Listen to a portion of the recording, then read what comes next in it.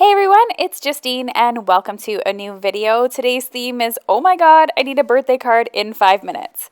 So I am partnering up with Joanne from Perky Penny Papers, and she is also doing a collab with me. So I'm going to link to her video below where she's going to have several ideas, and I'm going to have my ideas here.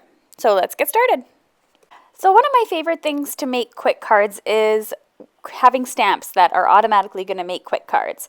I have a whole video on my favorite stamps to make cards in 5 minutes, and I'm going to link to that below in the video description, but I'm excited to add a few more on here. This stamp set here is called Painted Rose from Concord and Ninth, and I like the fact that it comes with all of the images needed in order to make this a complete card by just simple stamping. So I'm going to stamp with some Be Mine ink from Catherine Pooler. It's a pretty pink, but of course you could do any sort of color you like, if it's a person's favorite color, whatever you like. And I like the fact that this is a nice, clean, simple, elegant card. So I'm going to go ahead, I stamped the first layer on there, and this does come with a second layer to each one of the fill-in stamps. So you could just add a little bit more depth, but you could of course leave it just the way it is if it's a little too time-consuming. I like the fact too that the second layer isn't exactly so precise. You'll see that when I stamp the second layer of the leaves that I actually stamp it wrong, but hey, this is homemade, not handmark. And I don't really mind that it's kind of off because it does have those splotches coming off of the stamps, and at the very end I ended up adding some more splotches anyway, so it's almost as if I meant to do that, and it's not a big deal. Remember, cards don't have to be perfect. Half the time people will not even notice a mistake like this, but hey, it's there. So next up, just got to add my sentiment and then simply add some finishing touches. I am trying to keep the videos in real time or relative real time, but I did speed up a little bit here and there, but I promise all of them took me less than 5 minutes. I do have pre-cut card bases and panels though available, so that keeps the time down for sure. So now I'm just taking off these sentiments here, and I have everything taken off of my card, or of the MISTI. I'm going to go ahead, grab my card panel here. I'm going to glue that on, and then I'm going to add it to my card panel. It measures 4 by 5¼ the panel, and then 4¼ by 5½, the card base. I'm using some Deluxe Nuvo adhesive here, which I've been using recently and quite love, to add that onto my card base. I'm just going to go in and add another little splotch here to just make it look all artistic and such, and it's all finished and ready to go. So that was card idea number 1 for a 5-minute card. The next one I have is a simple MISTI technique. I am using these patterns here from Concord and Ninth. I love this stamp. It's got lots of these big, thick watercolors type stripes or painted stripes by the looks of it. And I'm just going to lay it down on my 4 by 5¼ inch cardstock. I'm going to put it at the top here, and I'm just going to simply shift my MISTI up each time that I stamp, because instead of having to replace the stamp every time. So that's something that's going to save you a lot of time.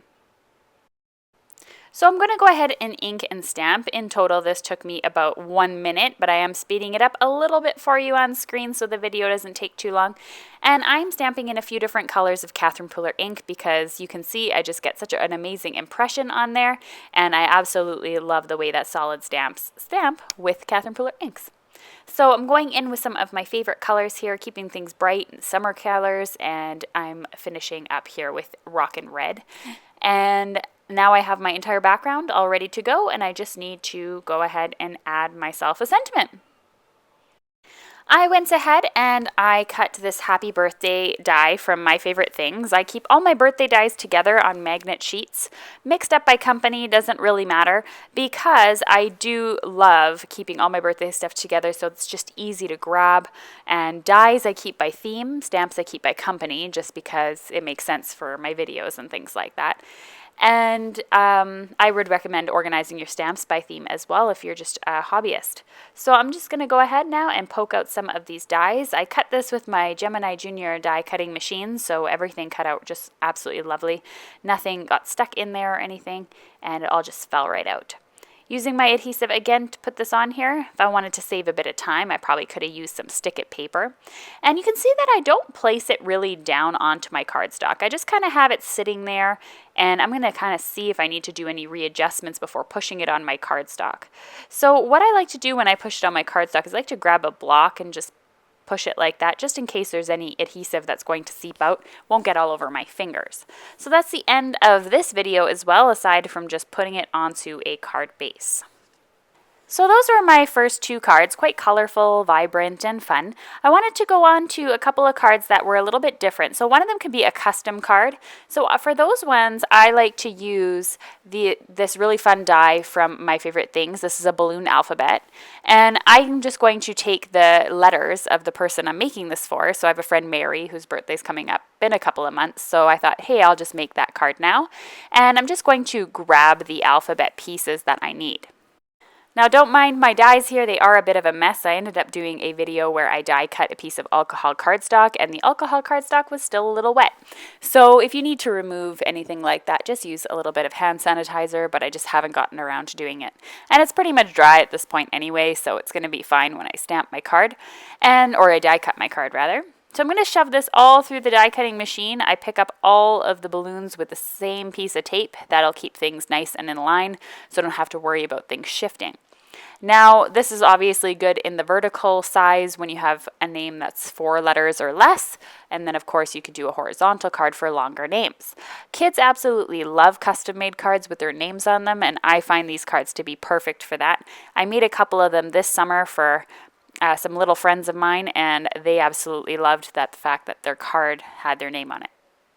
So I'm just going to pop out these dies here, and I'm going to be using some foil paper to die cut those balloons again. And the reason why is I want to fill these balloons in somehow with some color. And so I just need to run that die cut through once again with a piece of cardstock. So now I have my card base here all ready to go. I have my pieces here all ready to go, and I'm going to get gluing. So the first thing that I need to do is I'm going to put some glue on the back of this for now, and I am going to also glue down the solid piece of foil cardstock that's going behind my sentiment, as well as pieces from the solid areas of the balloon. So before I did that, I of course had to slip in that piece of paper, which I almost forgot about, good thing I didn't, so that the metallic look came through. And it's completely up to you and your time if you want to fill in any of those little pieces that have parts of the sentiment in them, like the little holes in the A and the P and the B. Unfortunately, Happy Birthday does have quite a few of those little ones. And I'm going to take as well some of the balloons here, and I'm going to take some of the letters that I had in the white cardstock and use those as well. So I'm just going ahead and going to glue all the balloons inside. And just for video time purposes, I'm just going to skip ahead to that, just the gluing them in. And completely up to you, you can just at this point simply go ahead and add in the A and the R pieces if you want. You can add in the full white letters if you want that you had already die cut. It's completely up to you really and how you want it to look in the end. I personally like to fill in the white letters because I find it a little easier to line up the little dots that go in them. And of course, if I'm going to do them for A and R, I'm going to do them for the M and the Y. I finished off my card today by just adding those final little pieces, as well as just grabbing a pen from scrapbook.com and adding a little string on the bottom. As we said, these are 5-minute cards, so you don't want to spend all this time die cutting one individual string on each one, even though there is a balloon string or 2, I believe, in the die set itself. So a little bit of hand drawing here doesn't help, or doesn't hurt, that's for sure. So that's the end of the first card. Now my next thing is that I like to keep a set of cards in my stash that don't have any sentiments on them at all. And that way it becomes truly a 5-minute card. But I am going to show you regardless this card. So I'm using the splash die from Birch Press Designs. And I've chosen 3 of those foil cardstocks that I used in the last one. So I chose a matte as well as a shiny rose gold and a silver. And I just die cut all 3 of those pieces. Now with the Gemini Junior, this is a really quick and easy card because literally all those small pieces just completely fall out of the die.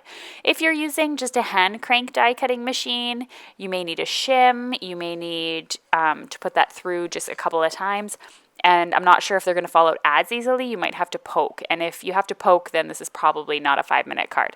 But since I'm using the electronic die cutting machine that I adore, I am going to just show how quick and easy this card is.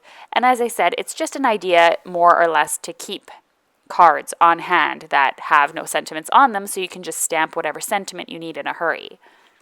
And just a quick tip, if you are using one of these dies and you're using a cardstock that has only a single side to it, like this one, it has white on the back as well, and then the foil on the front, you have to make sure that when you cut the dies that either all the foil is facing down on all 3 dies or all the foil is facing up on all 3 dies. You have to keep it consistent, because if you cut one with the foil up and one with the foil down, then nothing will line up. That happened the first time I filmed this video and went, hey, what's going on here?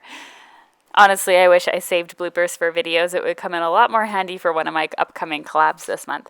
So this is one of these cards here where I'm just leaving it as is. I'm not adding a sentiment. I'm not doing anything, because this kind of card here with this pretty metallic can be used for a birthday, for thank you, for sympathy. It really doesn't matter, because it's just one of those really versatile dies. So I'm just going to keep that on hand for a later date, and maybe it will be a birthday card that I use it for.